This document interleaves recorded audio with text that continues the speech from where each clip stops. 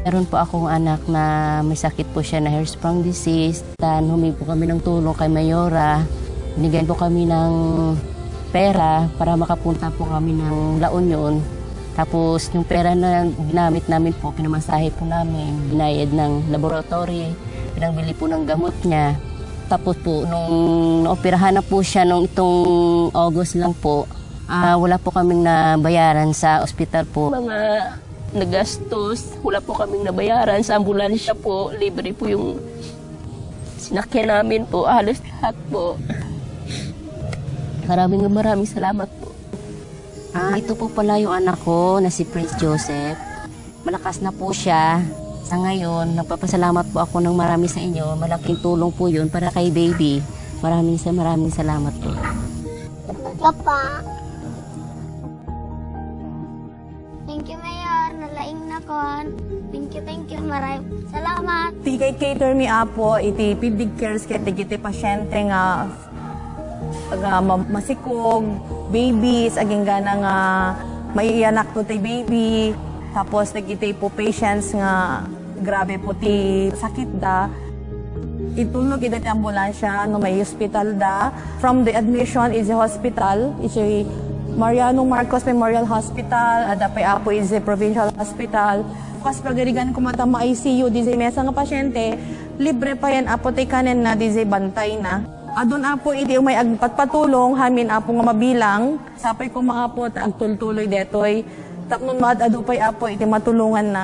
Datoy kasangira po no, da marigatan kada kami nga kasangira apo iti membro nog sakit dag tumaragam yan ti pidig care. Di pang natitulong ni Apo Mayor. Siguro nyo may nakamalain apo ti ambulansya ti pidig care. Simula nung nagsimula itong programa na ito, there was an immediate financial assistance or medical assistance to our patients from that municipality, especially to the indigent patients. And nagkaroon din ng transportation, free transportation. Imagine, they have to bring those patients, needy patients to the Mariano Marcos, provided with free transportation para lang maservan yung mga constituents nila. And another thing, so napakagandang itong programa. Actually, si Mayor ang naunang nagbigay o naunang nag-initiate itong programang ito.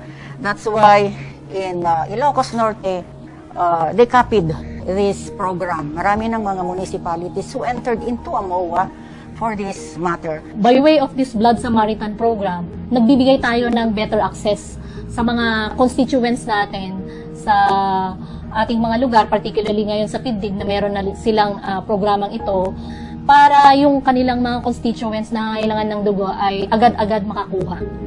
Alam natin na through the Blood Samaritan program, ang Municipality of Pidig ay nagbigay ng appropriation or allocation of 100,000 pesos.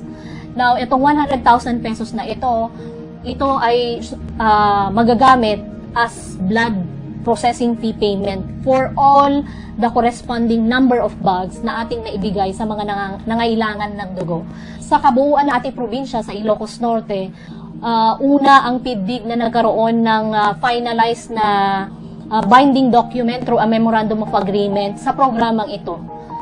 Sila rin yung unang nakapaglabas ng initial na pondo para makatulong sa ating mga kababayan, particular sa mga nagagaling ng municipality ng Pidig. Digiti maipan di ospital na nakanalis to iti proseso na. Bali po diti panagserrek aging gana iti panakairwar di jay pasek ng tao no adda iti sagubanit iti bagina. Agyaman nak unay iti pinangkulkuyog da kanyak iti lugan nga umaydak alaen umaydak itulod. Hanak awag iti itin sir. Ngam pagyamanak sir. Tani Apo Mayor tinarabay nak sir ngaging gana ita. Kita agyaman nak ununay iti ni Apo Mayor. Ti ado nga tultulong na hami pulos masubalitan tagijay. Manak unay ti ado itan daydi sakit ti puso na naglaingan matlaingan. Kit agyam yaman ako unay kit kadagitit na ayat katimultulong.